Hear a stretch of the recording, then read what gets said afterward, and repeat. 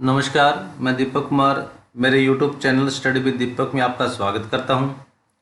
आज के इस वीडियो लेक्चर के माध्यम से हमारी जो प्लस टू की जो बुक है समकालीन विश्व में विश्व राजनीति, उसका चैप्टर नंबर थर्ड समकालीन विश्व में अमेरिकी वर्चस्व, उसका लेक्चर नंबर ये 7th है। तो जैसा कि लास्ट लेक्चर के अंदर हमने डिस्कशन है वो किया था कि वर्चस्व के रूप में हमने जो ढांचागत ताकत के रूप में अमेरिका का और अन्य बाकी यूरोपीय देशों की तुलना में उनका कंपैरिजन है वो किया था कि किस तरीके से उनका जो वैश्विक अर्थव्यवस्था के अंदर जो अमेरिका का जो प्रभाव है, प्रभुत्व है, वो किस तरह से कायम है वो समझ सकते हैं। और उसका एग्जाम्पल भी हमने लिया था कि अमेरिका की जो विश्व व्यापार के अंदर, अर्थव्यवस्था के अंदर जो कुल हिस्सेदारी है वो 28% है, और जबकि बाकी अन्य यूरोपीय देशों की तुलना में वो 15% ही इसकी मानी जा सकती है। तो इसी के कंपैरिजन में कुछ ना कुछ जो अमेरिका द्वारा जो ढांचागत नीति अपनाई गई थी व्यापारिक करने के लिए, उन्होंने किस तरीके से मास्टर ऑफ बिजनेस एडमिनिस्ट्रेशन की जो स्थापना वो करने का जो उद्देश्य था, उनका व्यापारिक संघों के माध्यम से व्यापारिक जो राष्ट्र स्थापित करने के लिए उसकी जो एकेडमिक डिग्री थी वो प्रदान है वो की जाती थी।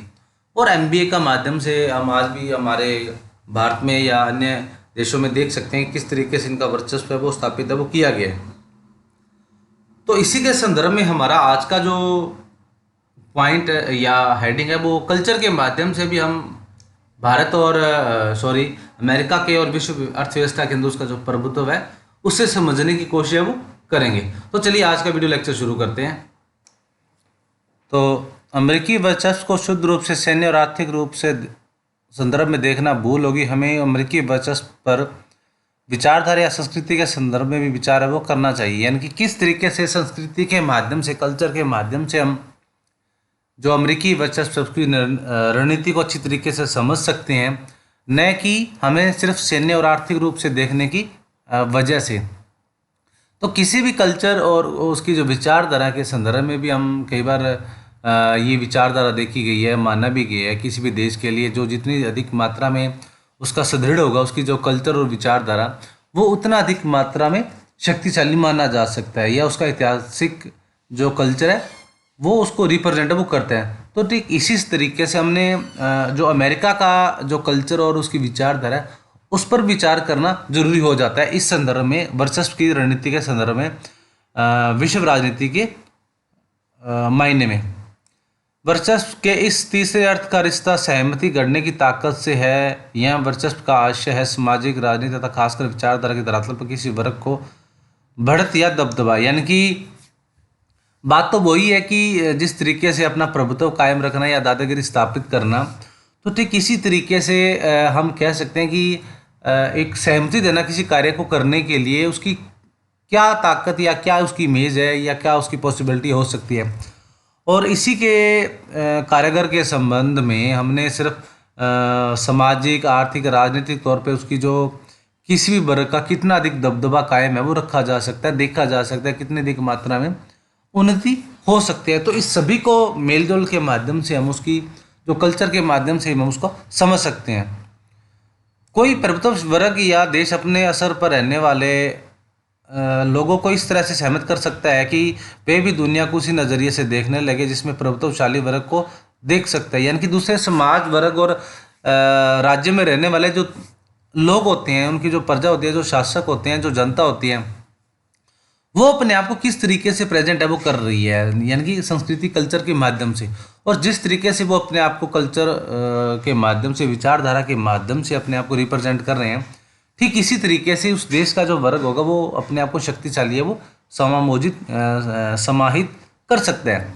जैसे आपने देखा होगा, ये सेल्फ कॉन्फिडेंस की भावना भी थोड़ा सा मान सकते हैं कि हम अपने अगर आप में कहीं ना कहीं कारगर साबित करने के लिए अपने आप को अगर शक्तिशाली अपने आप को मान रहे हैं, तो कहीं ना कहीं वो भावना हमारी काम है वो कर सकती है।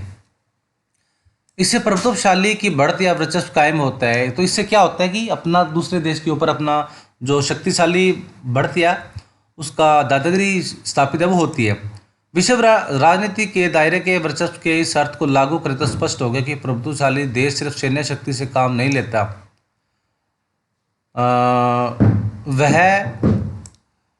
वह अपने प्रतिद्वंदी और अपने अपने से कमज़ोर देशों की व्यवहार बर्ताव को अपने मन माफिक बनाने के लिए विचारधारा से जुड़े साधनों का भी इस्तेमाल करता है। जिस तरीके से एक देश के द्वारा दूसरे देश के उस संसाधनों का उसका प्रयोग करने के लिए, उसके वातावरण को समझाने बनाने के लिए, उसकी दूसरे कंपटीटर को कमज़ोर करने के लिए, तो सबसे ज़रूरी हो जाता है उसकी विचारधारा, जिसकी विचारधारा के माध्यम से उसके संसाधनों का उपयोग है वो कर सकता है। यानी कि दूसरे देश के प्रति जो लगाव और जो जो नीति अपनाई जाती है उसके तहत अपनी जो विचार, उसके बारे में हम क्या सोच रहे हैं, क्या उसके बारे में विचार रख रहे हैं, किस तरह की जो नीति हमारे द्वारा दूसरे देश के प्रति अपने औपनिवेशिक जो व्यवस्था बनाए रखने के लिए हम बना रहे हैं दूसरे देश के ऊपर अपनी शक्ति कायम रखने के लिए, तो उसके ऊपर क्या विचार रखने हैं, किस नीति के माध्यम से, किस उद्देश्यपूर्ण के माध्यम से हम उनके द्वारा उन साधनों का प्रयोग है वो कर सकते हैं। कमजोर देशों के व्यवहार बर्ताव को इस तरह से प्रभावित किया जाता है कि उससे ताकतवर देश का हित साधक और उसका प्राबल्य बना रहे। इससे क्या होगा कि जो नीति या जो कार्यशैली अपनाई जाती है, जिसके द्वारा क्या होगा कि जो ताकतवर देश है वो अपने हित को साधने के लिए दूसरे देश के द्वारा दूसरे देश के प्रति नीति व्यवहार, उसका उद्देश्यपूर्ण रवैया जो रहता है, यानी कि कहीं ना कहीं जो नीति होती है एक ताकतवर देश की दूसरे जो कमज़ोर देश के ऊपर नीति कायम करने की, उसकी अपना हित साधने की होती है। अपने मन मुताबिक जो कार्यशैली को अपनाकर अपने द्वारा किए जाने वाला कार्य उसको दूसरे देश के मुताबिक है वो करवा सके, अपनी नीति को कायम है वो रख सके। इस तरह प्रभुत्वशाली देश जोर जबरदस्ती और रजामंदी दोनों ही तरीकों से काम लेता है। अक्सर रजामंदी का तरीका जोर जबरदस्ती से कहीं ज़्यादा कारगर सिद्ध हो सकता है। तो जिस तरीके से हम देख सकते हैं कि ये जो विचारधारा के प्रति जो रजामंदी का तरीका अपनाया जाता है, यानी कि किसी को अपने विचारों से खुश किया जाता है, उसको एग्री कर लिया जाता है, वो रजामंदी हो जाता है। कोई भी दूसरा देश है, चाहे वो व्यापार करने के लिए, चाहे बिजनेस करने के लिए, चाहे राजनीतिक आर्थिक सामाजिक किसी भी पक्ष से उसको हस्तक्षेप करवाने के लिए, तो ये जोर ज़बरदस्ती थी, हम ये मान सकते हैं कि सबसे कारगर जो साधन है वो हो सकता है। क्योंकि कहीं ना कहीं जोर ज़बरदस्ती में, जैसे ईरान इराक के ऊपर आपने अमेरिकी हस्तक्षेप को जब देखा था, तो जो उसकी जनता थी वो कहीं भी अमेरिका के पक्ष में नहीं हो पाई थी। तो यानी कि कहीं ना कहीं जोर ज़बरदस्ती करने से उसकी जो रजामंदी की जो नीति है, उसकी वजह से जो लोगों का समूह है, उसकी जनता है, उसका पक्ष जो औपनिवेशिक शक्ति के साथ है वो नहीं दे पाएगा। इसलिए सबसे ज़रूरी हो जाता है कि रजामंदी के माध्यम से या ऐसी विचारधारा के माध्यम से नीति अपनाई जाए जो कि अपने आप उसको कार्य करने के लिए राजी है वो कर सकता है। आज विश्व में अमेरिका का दबदबा सिर्फ सैन्य शक्ति और आर्थिक बढ़त के बूते ही नहीं, बल्कि अमेरिका की सांस्कृतिक मौजूदगी भी इसका एक उदाहरण है वो माना जा सकता है। यानी कि अमेरिका के सैन्य शक्ति के रूप में और आर्थिक बढ़त के रूप में अगर देखा जाता है तो कल्चर का सबसे अधिक जो उदाहरण है, एग्जाम्पल है, वो माना जा सकता है।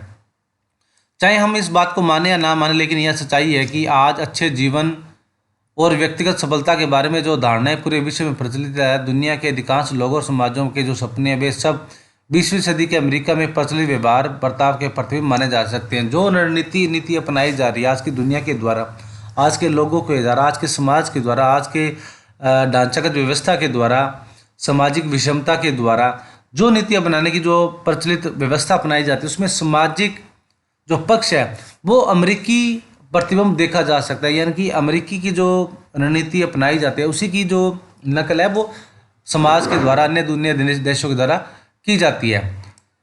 अमेरिकी संस्कृति बड़ी लुभावनी और इसी कारण सबसे ज़्यादा ताकतवर है। वर्चस्व का यह सांस्कृतिक पहलू है जहाँ जोर ज़बरदस्ती से नहीं बल्कि रजामंदी से बात मनवाई जाती है। यानी कि आजकल हम कल्चर के रूप में भी देख सकते हैं, जितने भी मूवी, नॉवल और टेक्नोलॉजी का उपयोग किया जाता है, तो सभी के देशों के द्वारा अमेरिकी और कल्चर का सबसे अधिक प्रभुत्व कायम रह सकता है। आपने देखा होगा कि हॉलीवुड की जो मूवीज़ है वो सबसे अधिक देखे जाने वाली, उसका उपयोग करने वाली एशिया के अंदर देख सकते हैं कि सबसे ज़्यादा उसकी जो रिलीज़ है वो होती है।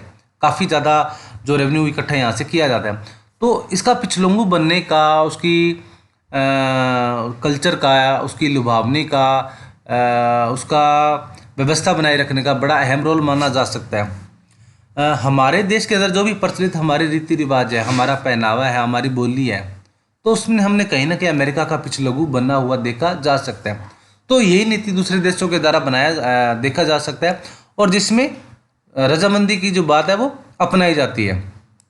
समय गुजरने के साथ हम इतने व्यस्त हो गए हैं कि अब हम इतना ही सहज मानते हैं जितना आसपास के पेड़ पक्षी या नदी को, यानी कि हम हमारी जो इस कल्चर के अंदर इतना अभ्यस्त हो चुके हैं और नॉर्मल हम इस जीवन शैली को अपनाते हैं। आपने देखा होगा कि हिंदू समाज के अंदर या हमारे हिंदुस्तान में जब पहले प्राचीन समय के अंदर चाय पीने की रीति नहीं थी, बिल्कुल भी नहीं थी। ये ब्रिटेन के द्वारा जब ब्रिटिश उपनिवेशिक शक्ति यहाँ भारत के अंदर कायम हुई थी, उसी दौरान ये नीति अपनाई गई थी। और अब भी ये बेड टी, ये जो जीवन शैली हम रणनीति अपना रहे हैं, तो ये कहाँ थी? जैसे हमारी जीवन शैली क्या थी, सुबह दलिया खिचड़ी या लस्सी वगैरह हम यूज़ करते थे, और जो रात वाली जो भोजन होता था, रोटी होती चपाती होती थी, उसी का सुबह उपयोग है वो किया जाता था। लेकिन आज जो ब्रेड वगैरह टी वगैरह ये जो हम यूज़ कर रहे हैं, ये अमेरिकी कल्चर को माना जा सकता है। अब आगे आपको एंद्रोस और उसकी कूल जींस की याद होगी। अंद्रेस के माता पिता जब सोवियत संघ में युवा थे तो उनकी पीढ़ी के नीली नीली जींस आज़ादी के परम प्रतीक हुआ करती थी। युवक युवती अक्सर अपनी साल भर की तनख्वाह किसी चोर बाजार में विदेशी पर्यटकों से नीलामी खरीदने पर खर्च करते थे, चाहे जैसी भी हो। यानी कि जो जींस की जो प्रवृत्ति थी, थोड़ा इसके अंदर एग्जाम्पल दिया गया है, तो उसको खरीदने के लिए उसको जो पहनने का जो ढांचा है वो अमेरिकी वर्चस्व की नीति के अंदर, कल्चर के अंदर माना जा सकता है। जैसा आपको पता है कि जो जींस नीली जींस पहनने का जो उपयोग था वो गैराज में काम करने वाले जो मिस्त्री थे उसका उपयोग है वो करते थे। लेकिन धीरे धीरे ये प्रचलन में उनके जो संस्कृति जो कल्चर के अंदर आ गई। आज भी हमारे युवा हम देखते हैं तो खास करके जो जींसों का उपयोग है वो ज़्यादा किया जाता है। तो कहीं ना कहीं ये जो कल्चर है, ये जो नीति है, उसका जो रजामंदी है वो सभी सभ्यता समाज देशों के द्वारा दे दी गई है। तो आज जितने भी पश्चिमी जो यूरोप के देश है, तो उसकी नीति का जो पिछलंग है वो कहीं ना कहीं एशिया के द्वारा या अन्य दूसरे कॉन्टिनेंटल के द्वारा इनका उपयोग है वो किया जाता है। लेकिन सोवियत संघ की एक ऐसी पूरी पीढ़ी के लिए नीली जींस अच्छे जीवन की आकांक्षाओं का प्रतीक बन गई थी। एक ऐसा अच्छा जीवन जो सोवियत संघ में उपलब्ध नहीं था, यानी कि उसको जो नीली जींस उपयोग करने का जो सिंबल था वो लग्जरी जीवन के लिए माना जा सकता है, जिसके अंदर सबसे अधिक मात्रा में उसका जो उपयोग करने का जो तरीका अपनाया जाता था वो ऐसे समाज के द्वारा उसकी अपनाया जाता था जिसके जो सुविधाजनक जीवन के अंतर्गत माना जाता था। सोवियत संघ के दौरान अमेरिका को लगा कि सैन्य शक्ति के दायरे में सोवियत संघ को मात दे पाना मुश्किल है। अमेरिका ने ढांचागत ताकत और सांस्कृतिक प्रभुत्व के दायरे में सोवियत संघ से बाजी मारी। यानी कि जब सोवियत संघ के और अमेरिका के जब प्रभुत्व की जब बात हुई थी, तो अमेरिका के द्वारा सोवियत संघ के ऊपर कल्चर के माध्यम से भी, उसकी विचारधारा के रूप में भी उस पर विजय वो प्राप्त है वो की गई थी। सोवियत संघ की केंद्रीकृत और नियोजित अर्थव्यवस्था उसके अंदरूनी आर्थिक संगठन का एक वैकल्पिक मॉडल थी। तो पूरे शीत युद्ध के दौरान विश्व की अर्थव्यवस्था पूंजीवादी तर्ज पर चली गई थी। जिस तरीके से वो रणनीति अपनाई गई थी, जो अमेरिका के द्वारा जो कार्यशैली या नियोजित ढंग से उसको संगठित किया गया था, उसकी वजह से क्या हुआ था कि जो उसकी जो वैकल्पिक जो मॉडल अपनाया गया था अमेरिका के द्वारा, वो शीत युद्ध के दौरान उसकी जो पूंजीवादी व्यवस्था के पूर्ण रूप से पर वो उसकी जो सोवियत संघ की जो नीति थी वो कायम हो गई थी, क्योंकि कहीं ना कहीं समाजवादी व्यवस्था थी सोवियत संघ के अंदर और लास्ट में पूंजीवादी व्यवस्था अपना ली गई थी।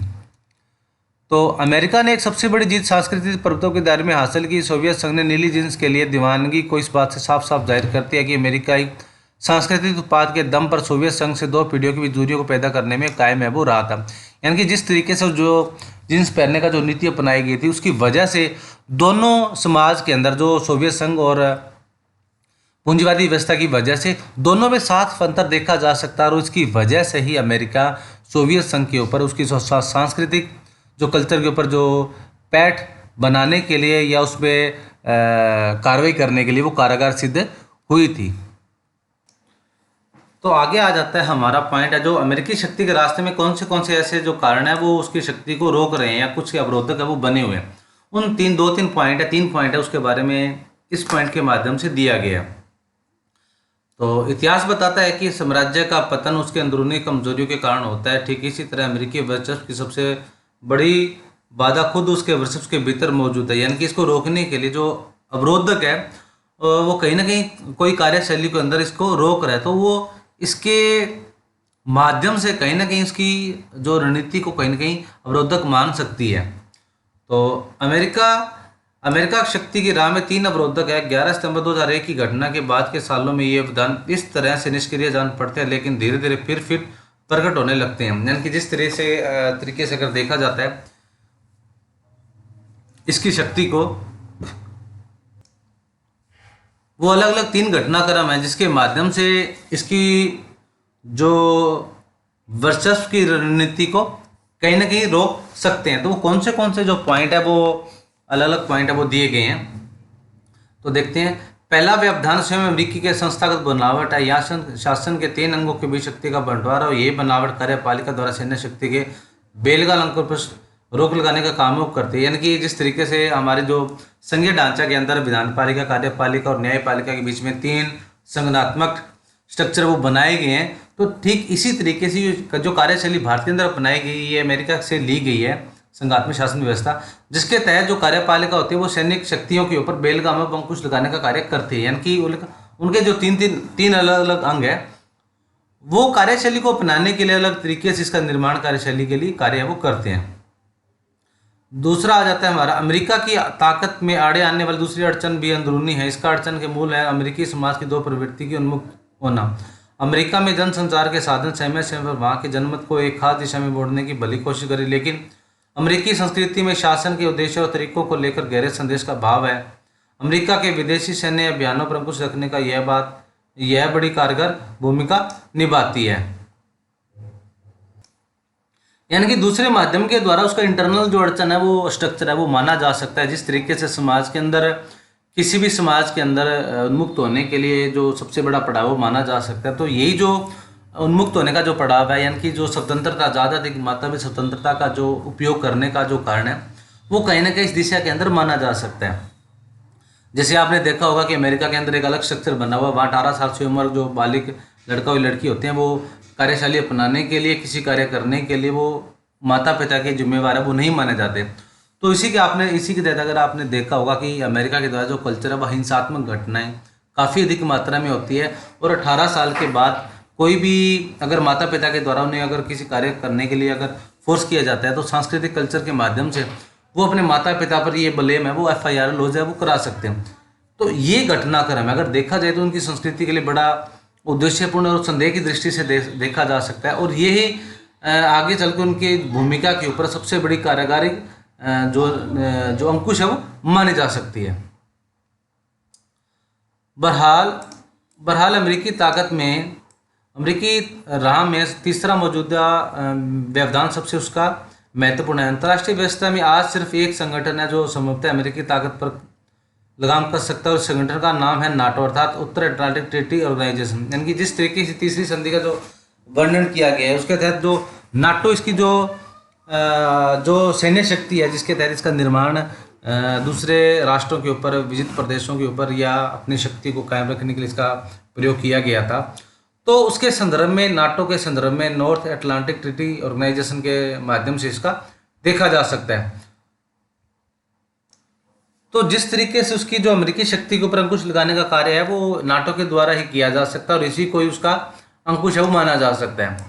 स्पष्ट ही अमेरिका का बहुत बड़ा हित लोकतांत्रिक देशों के संगठन को कायम रखने से जुड़ा हुआ है, क्योंकि इन देशों के बाजार मूलक अर्थव्यवस्था चलती है। यानी कि सभी देशों की, इसमें काफ़ी सारे जो देश है वो शामिल होने के बाद नॉर्थ अटलांटिक जो ट्रीटी है, वो संधि, वो ऑर्गेनाइजेशन बनाया गया है। तो उन सभी को बाजार मूलक व्यवस्था बनाने के लिए, उसकी व्यवस्था को बनाए रखने के लिए ये बड़ा महत्वपूर्ण है वो माना जा सकता है। इसी कारण इस बात की संभावना बनती है कि नाटो में शामिल अमेरिका के साथी देश उसके वर्चस्व पर अंकुश लगा सकते हैं। यानी कि जो बाकी इसके देश हैं इस नाटो के अंदर, जो बाकी अन्य सदस्य देशों के द्वारा अगर अमेरिका के द्वारा उसके हितों को साधने की जो कोशिश की जाती है, तो कहीं ना कहीं नाटो के माध्यम से उसके ऊपर अंकुश है वो लगाया जा सकता है। तो ये था हमारा आज का वीडियो, आज का लेक्चर, जिसके माध्यम से हमने हमारी जो वर्चस्व की जो रणनीति के माध्यम से, उसकी कल्चर के माध्यम से अमेरिकी वर्चस्व की रणनीति को समझने की कोशिश की। तो आज का वीडियो इतना ही। तो मिलते हैं एक अगले वीडियो में एक नई लेक्चर के साथ। तब तक stay home, stay safe and be positive.